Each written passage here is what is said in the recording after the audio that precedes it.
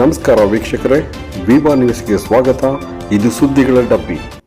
ಜಗತ್ತಿಗೆ ಸತ್ಯ ಮತ್ತು ಅಹಿಂಸೆಯ ಸಂದೇಶ ಸಾರಿದ ರಾಷ್ಟ್ರಪಿತ ಮಹಾತ್ಮ ಗಾಂಧೀಜಿಯವರ ತತ್ವಗಳನ್ನು ಹೊಸ ಪೀಳಿಗೆಗೆ ಪರಿಚಯಿಸುವ ಉದ್ದೇಶದಿಂದ ತಾಳಿಕೋಟೆ ತಾಲೂಕಿನ ಬಿ ಸಾಲವಾಡಗಿ ಸರ್ಕಾರಿ ಪ್ರೌಢಶಾಲೆಯಲ್ಲಿ ಶನಿವಾರದಂದು ಗಾಂಧಿ ಸ್ಮೃತಿ ವಿಶೇಷ ಉಪನ್ಯಾಸ, ರಸಪ್ರಶ್ನೆ ಹಾಗೂ ಸಂವಾದ ಕಾರ್ಯಕ್ರಮ ಅದ್ದೂರಿಯಾಗಿ ಜರುಗಿತು.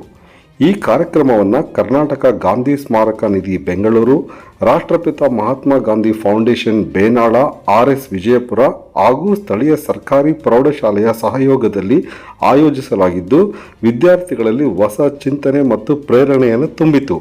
ವರದಿ ಸಂಗನಗೌಡ ಗಬಸಾವಳಗಿ. ಪ್ರದರ್ಶನಕ್ಕೆ ಚಾಲನೆಯನ್ನು ನೀಡಬೇಕೆಂದು ಕೇಳಿಕೊಳ್ಳುತ್ತೇನೆ.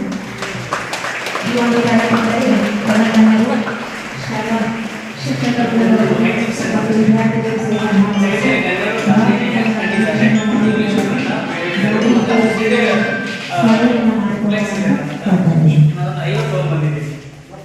Aung San Suu Kyi and Martin Luther King Junior, General Smuts, Barack Obama, Einstein ಅಂದರೆ ಜಗತ್ತಿನ ತುಂಬ ಅವಾಗನೇ ಗಾಂಧಿ ಫೇಮಸ್ ಆಗಿದೆ ಅನ್ನೋದು ಈ ಪತ್ರ.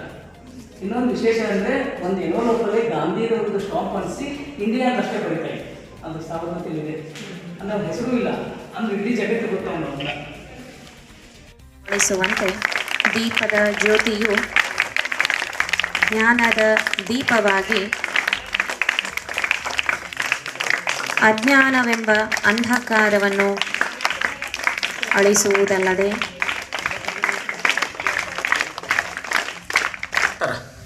ಸೊ ಆಯಿತು, ಇವರು ರೆಡಿ ಮಾಡ್ಕೊತಿರ್ತಾರೆ ಟಿಪ್ಪಣಿಗಳನ್ನು, ಬಾಪೋತ್ರ ಪ್ರಶ್ನೆಗಳನ್ನು ಕೇಳಬೇಕು, ಇದೆಲ್ಲ ಆಗಬೇಕು ಅಂತ.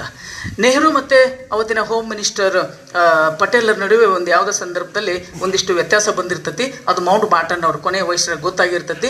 ಅವ್ರು ಅಂದ್ಕೊಂಡಿರ್ತಾರೆ ಇವರಿಬ್ಬರ ನಡುವಿನ ಈ ಸಮಸ್ಯೆನ ಪರಿಹಾರ ಮಾಡೋದಕ್ಕೆ ಗಾಂಧಿಯಿಂದ ಮಾತ್ರ ಸಾಧ್ಯ ಅಂತ ಹೇಳಿರ್ತಾರೆ. ಅದರ ಸಂಬಂಧ ಪಟೇಲ್ ಅವರು ಗಾಂಧಿಯವ್ರ ಜೊತೆ ಡಿಸ್ಕಸ್ ಮಾಡಲಿಕ್ಕೆ ಬಂದಿರ್ತಾರೆ. ಆ ಇಬ್ಬರು ಫೋಟೋ ಜೀವಂತವಾಗಿದ್ದಿದ್ದು ಅಲ್ಲಿ ನಾನು ದಿಲ್ಲಿ ಬಿರ್ಲಾ ಹೌಸಿಗೆ ಹೋದಾಗ ತೊಗೊಂಬಂದು ಅಲ್ಲಿ ಹಾಕಿದ್ದೀನಿ, ಆಮೇಲೆ ನೀವು ನೋಡ್ಕೋಬೋದು. ಓಕೆ, ಅಷ್ಟಾದಮೇಲೆ ನೋಡಿ ಹೆಂಗಿದೆ ಪರಿಸ್ಥಿತಿ. ಅವ್ನಿಗೆ ಎಷ್ಟು ನೋವು ಆಗ್ತಿದೆ ಲೋಹಿಯಾ ಅವರಿಗೆ ಅಂದರೆ ತಮ್ಮ ಆತ್ಮಚರಿತ್ರೆಯಲ್ಲಿ ಹೇಳುವಂಥ ಮಾತನ್ನು ನಾನು ನಿಮಗೆ ಇಲ್ಲಿಗೆ ಗಮನಕ್ಕೆ ತರ್ತಾ ಇದ್ದೀನಿ. ಓಕೆ, ಬಾಪು ಹೇಳಿದ್ದಾರೆ ಅಂತ ತುಂಬ ಖುಷಿಲಿಂದ ನೋಟ್ ಮಾಡ್ಕೊಳ್ತಾರೆ. 7 ಗಂಟೆ ಮೇಲೆ ಟೈಮ್ ಕೊಟ್ಟಿರ್ತಾರೆ, ಜನವರಿ 30, 1948. ಆವಾಗ ಬಿರ್ಲಾ ಹೌಸ್ನಿಂದ ಒಂದು 4 ಮೈಲಿ ದೂರದಲ್ಲಿ ಅವರ ಒಂದು ಚಿಕ್ಕ ರೂಮ್ನಲ್ಲಿ ಲೋಹಿಯಾ ಅವರು ಇರ್ತಾರೆ. ಅವರೆಲ್ಲ ಸ್ವಾತಂತ್ರ್ಯ ಸೇನಾನಿಗಳು, ನಿಸ್ವಾರ್ಥ ಜೀವಿಗಳು. ಇವತ್ತಿನ ಥರ ಹತ್ತಂತಸಿನ ಮನೆಯಲ್ಲಿ ಯಾರೂ ಇರಲಿಲ್ಲ. ಆಗರ್ಭ ಶ್ರೀಮಂತನಾಗಿರ್ತಕ್ಕಂಥ ಗಾಂಧೀಜಿ, ತಾತ ಮುತ್ತಾತ ಚಿಕ್ಕಪ್ಪ ಅಪ್ಪ ಎಲ್ಲರೂ ದಿವಾನರಾಗಿರ್ತಕ್ಕಂಥ ಗಾಂಧಿ ಯಾವ ಥರ ಬದುಕಿದ್ರು? 32 ವರ್ಷ ಅರಬೆತ್ತಲೆಯಾಗಿ ಸುತ್ತಾಡಿದರು. ನಿಮ್ಮ ಗುಂಡು ಹರಿದ್ರೆ ನಿಮ್ಮ ಅವ್ಗ ನಿಮ್ಮ ಅಕ್ಕಗೆ ಯಾರಿಗೂ ಹೇಳ್ತೀರಿ ಗುಂಡಿ ಹಚ್ಚಿರಿ ಅಂತ. ಆ ಮನುಷ್ಯ 1921 ಸೆಪ್ಟೆಂಬರ್ 22ನೇ ತಾರೀಕಿಗೆ ಬಟ್ಟೆಯನ್ನು ಕಳಿಸ್ತಾವ, ಸಾಯಿತನ ಹಂಗೆ ಇದ್ದ. Madurai Meenakshi temple back side ಅವ್ರ ಮನೆಗೆ ಹೋಗಿದ್ದೆ ನಾನು. ನೀವು ಅಲ್ಲಿ ಹೋಗಿ ಬರ್ರಿ, ಅಲ್ಲಿ ಬಟ್ಟೆ ಕಳಿಸಿದ ಮನೆ ನಿಮಗೆ ಐತಿಹಾಸಿಕ ಸ್ಮಾರಕವಾಗಿ ಇಟ್ಕೊಂಡಿದ್ದಾರೆ. ಓಕೆ, ಅದಿರಲಿ. ಈಗ ನಾನು ಲೋಹಿ ಹತ್ರ ಬರ್ತೇನೆ. ಬರಬೇಕು 5 ಗಂಟೆ 11 ನಿಮಿಷಕ್ಕೆ ಕೊಲೆ ಆಯಿತು. ಅದು ಪ್ರಪಂಚಕ್ಕೆ ಗೊತ್ತಾಗಬೇಕಾಗಿದ್ದು 5 ಗಂಟೆ 17 ನಿಮಿಷಕ್ಕೆ ಗಾಂಧಿ ಹತ್ಯೆ ಅಂತ ನಡೀತು. ರೇಡಿಯೋ ಅವಾಗ ಎರಡೇ, BBC ಆ್ಯಂಡ್ ರೇಡಿಯೋ. ಇವತ್ತಿನ ಥರ ಸೋಷಲ್ ಮೀಡಿಯಾ, ವಾಟ್ಸಪ್ಪು, ಗೂಗಲ್ಲು ಇವೇನೂ ಇರಲಿಲ್ಲ ಅವತ್ತ. ಸೊ ಅದನ್ನು ನೋಡ್ತಾರ, ಏನು ಮಾಡಬೇಕು ಕೇಳ್ತಾರೆ. Father of the nation no more, ರಾಷ್ಟ್ರಪಿತ ಇನ್ನಿಲ್ಲ ಅಂತ ರೇಡಿಯೋ ಸುದ್ದಿ ಹೊತ್ತಂತೂ ಅದನ್ನು ನೋಡ್ತಾ ಇದ್ದಾರೆ. ಏನು ಹೇಳಬೇಕು ಗೊತ್ತಾಗ್ತಿಲ್ಲ, ಏನು ಮಾತಾಡ್ಬೇಕು ಗೊತ್ತಾಗ್ತಾ ಇಲ್ಲ, ಏನು ಬರೀಬೇಕಂತ ಕೈ ಓಡ್ತಾ ಇಲ್ಲ ಲೋಹಿಯಾ ಅವ್ರಿಗೆ.